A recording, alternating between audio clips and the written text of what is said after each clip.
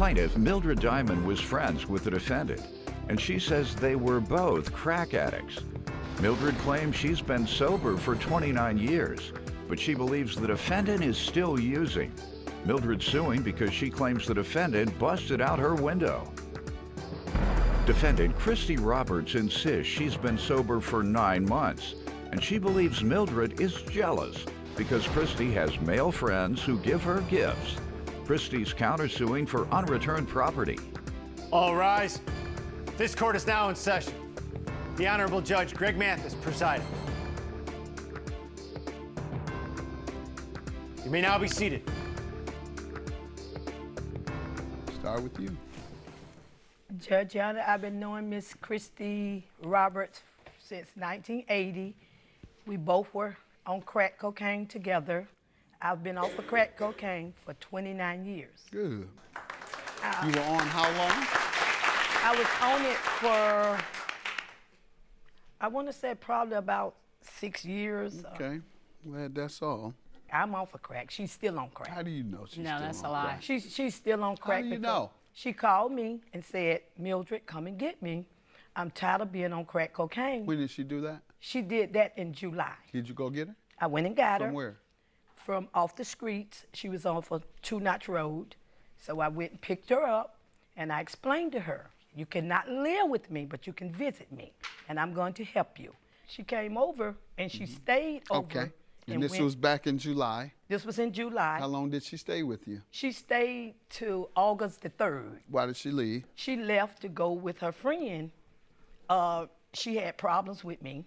Did you see any signs of crack use while Yes, she was she staying used crack. She told me that she OD'd. there? While living with you? While living with me, she Yes. was not using crack Okay, good. cocaine for those right. 3 weeks. Okay. Let me hear from you, ma'am. Yes, sir. Your Honor, me and Mildred, she was correct. We was addicted to crack cocaine. Okay, I've been clean for 9 months. Okay, I go to meetings and I have a sponsor. And I feel that we're here now because she's jealous because I have male friends and they was giving me gifts, okay? Why would they give you so many gifts? Because I was clean. And they, Okay, they and seeing these were that was members clean. of the fellowship. No, sir, these was personal friends of mine. Okay. Yeah. And the fact that they were all male is what she didn't like. Exactly. Okay. She was all right with the females, because females gave you something, right? No, no Why? females. Why only men? Because I only dealt with male friends. Oh, go ahead. Okay, so, and while I was there, I had disagreements because About I what? felt well, when I was talking to male friends on the phone, seeing that she was eavesdropping, she got jealous and told me, well, if you want to talk to them like that, you might as well go ahead and stay with me. Lying. So once And I again, told it's her- men. It's you and your men. Exactly. Exactly. Go ahead. What else y'all fall out about other than she jealous of you and your men? We used to go out to eat and things of that nature, and we always got put out. Why? Because she would eat the food and then she'd complain about it. And then didn't want to for pay? it. Exactly. Okay. And would she pay when that happens? Yeah, or they would just say, get out. No, well, I would pay for mine, and they tell her that they didn't want her to return. Oh, to return. She's a liar. Yes. Okay. You haven't had a relapse in 9 months? Sir? Have you had a relapse in No, 9 sir. months? No, sir. How often do you go to your NA meeting? I go every day, and sometimes 3-4 times a day. Good. And I talk to my sponsor daily. And that's how you overcome a crack addiction. You got to go every day, sometimes 2 or 3 times a day, depending on the strength that you have or depending on the severity of your crack addiction. That's why I wouldn't call you or anyone in recovery a crackhead. Because if you're in recovery and you're sincere and that's what you want to be, but if you come in here and you want to deny owing the people money when I can clearly see you on crack, when your mother says you're on crack, your brother says you're on crack, they say you've ripped them off every other day, but you're going to come here and say, no, Your Honor, I ain't never had no crack. My mama lying on me. Then I got to call you a crackhead. Then I got to call you a crack. I got to embarrass you then. I got to embarrass you then and hope that that embarrassment will drive you into rehab or recovery. So thank you for being in recovery. Thank you. Yes. Judge, I want to say something. During my crack addiction, I gave my kids the DSS. I was really out there. I had a $2,000 a day habit. I stole for it. I just feel like if Christie was offered crack cocaine for 9 months, she would be a better person, and she knows what kind of person I am. She would have no reason for our friendship. Well, it might not be true, Judge. Person doesn't change immediately, It and hasn't been 9 sometimes they don't months. always change. That's why I always say you might not be on crack, but you still have crackish ways. Yes. Because you act the same way you did when you were a crack addict. You all to focus in your life is on yourself. You don't believe you have to be accountable to anybody. You don't want to help anybody. Everything is about you. You don't think about what you've done to others and the pain and hurt that you've caused when you were in your crack addiction. You still have the same mentality. I don't care about anything other than myself. What we suing her for today? Emotional distress. What happened? She came to my home on August the 11th, and I was in my bed. My niece Mercedes woke me up and said that Miss Christie Roberts had a crowbar beating in my door. While you all were inside? While we were inside, my little niece, my sister's grandbaby, was standing at the door screaming and hollering, and she was still beating in the door with the crowbar. I want to show you, Judge. And when you got up and went down, When I got did up, you all call I the stood. police first? I or- called the police. He told me that he instructed her that because she said she lived there, she had every right to get in any way that she could get in. So I said, well, sir, she doesn't live here. I said, I haven't seen her in about 3 weeks. So at that time, the police instructed me that he was on his way back. I said, okay. So when the police got there, he said, I'm gonna search your home. And Christie was already— Search your home for what? For some, whatever she said she left, Judge Young. Oh, got it. Okay. I wasn't She even had told him aware that she left some property. that she left some property, and I said, okay. I said, well, come on in. I said, well, sir, you're not gonna lock her up for what she's done. I said, look at the little baby, got glass. I got glass. I said, you're not gonna lock her up? He said, no, because she said she was here prior 4 days ago. I said, she lied. I said, she hasn't been here. When did you take her key? She never had a key. She didn't live with me. She visited was me. not. I did. She didn't No, live with ma'am, you didn't. You didn't have a key. Okay. Go ahead. And you weren't there full time because you hadn't been there 4 days. Go ahead. Where were you those 4 days? I had went somewhere else. And I know you had. Go ahead. Judge, I want you to see. That's where you Yes, sir.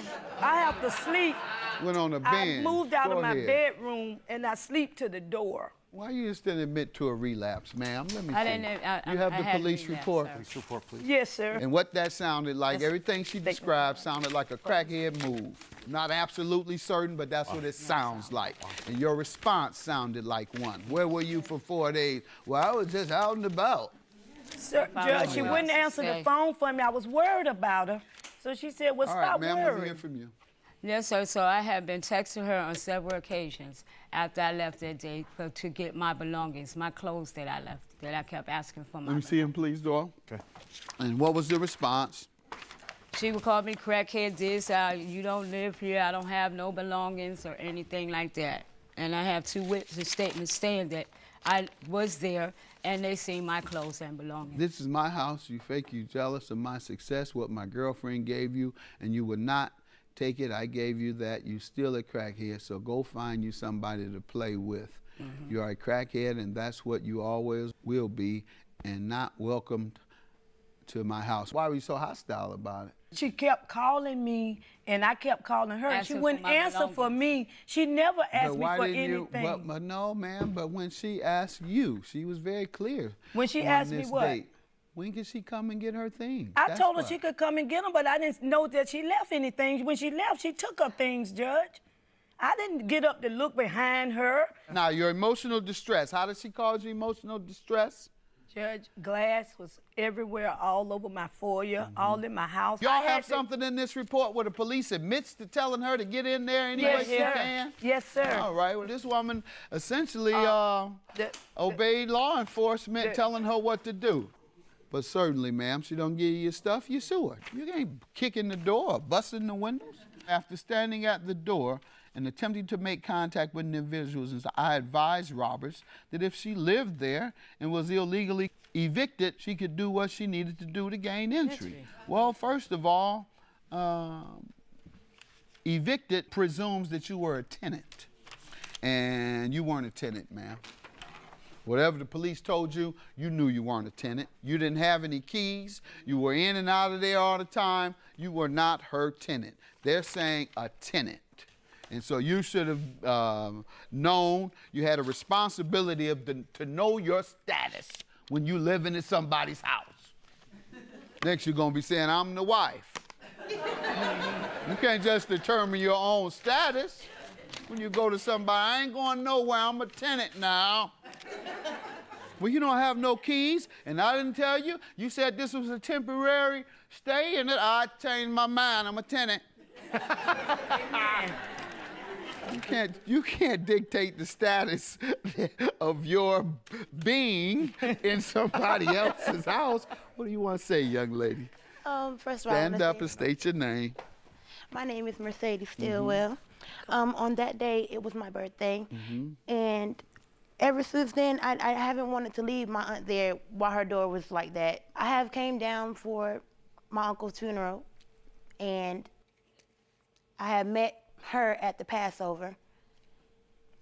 And I wasn't living with my aunt then. I was staying with my sister-in-law at the time. But when I had came to my aunt's house, because she was giving me a get-together for my birthday, and after that incident had happened, I just didn't want to leave her while the door was like that. Thank you. And your counterclaim for unreturned property, you're saying she still has some of it there? What is it? Clothes, all my clothes. You have a list of the clothing? Yes, sir. Oh, it sounds like you're being honest. A lot of folks come in here and say they had $10,000 for clothes in there. Yeah, you're saying you had 300 and the things here, hey, look reasonable. Shorts, $10. I don't know if I should, well, it's on here. Underwear, you only want $10. Yeah, I mean, so that only means you have one pair of them.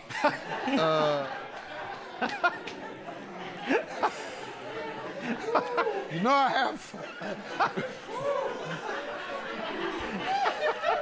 You know when you come in here, you subject yourself to a little fun. Oh, yes, definitely. Now, you the one had to be that. You said I left everything that I own there. Yeah, I just had on what and we done. What do you say about her items, ma'am? Judge, I don't know what she had to leave there because like I said, when she left, she took a bag. I didn't search around.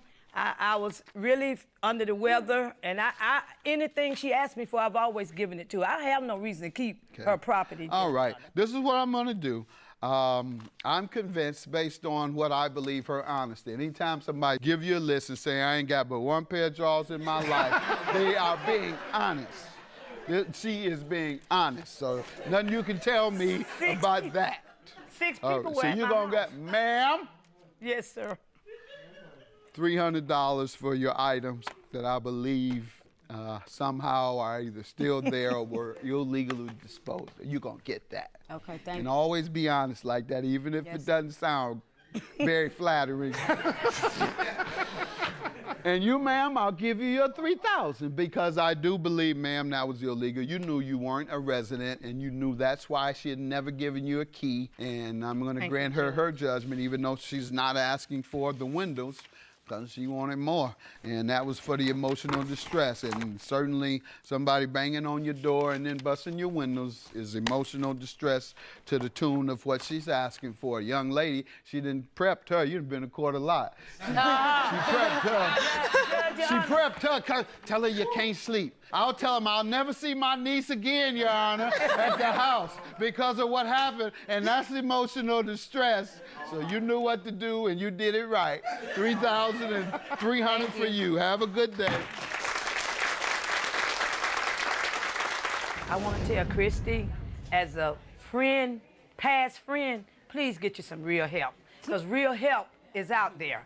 But you gotta stop stealing from people and feeling like they owe you something. Get you some help. I have known that. God bless her, and I hope she's satisfied.